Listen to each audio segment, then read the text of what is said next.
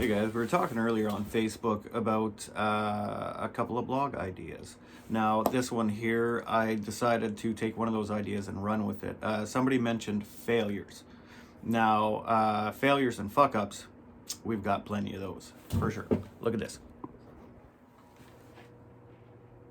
Okay, this is all from the past 6 months or so on the lathe. A lot of these are me learning on the lathe and these screw ups. So stuff like this. This exploded on me on the lathe because of a knot in the wood.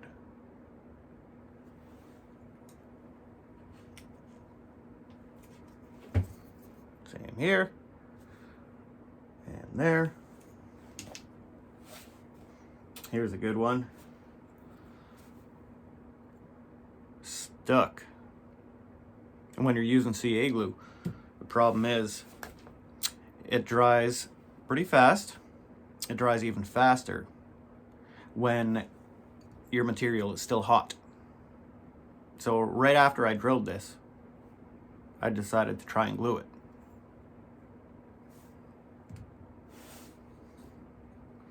Here's a good one.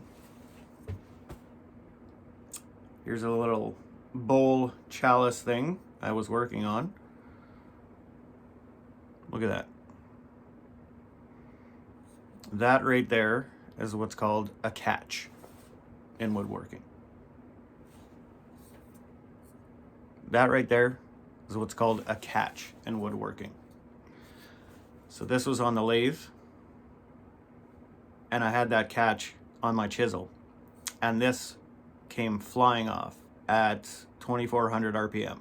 I was lucky that it didn't hit me and I wasn't in the way, and my chisel stayed in my hand.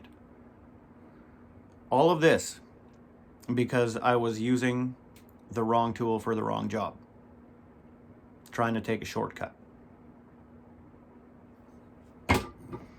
When in doubt, you got to listen to this guy. Can you see that there?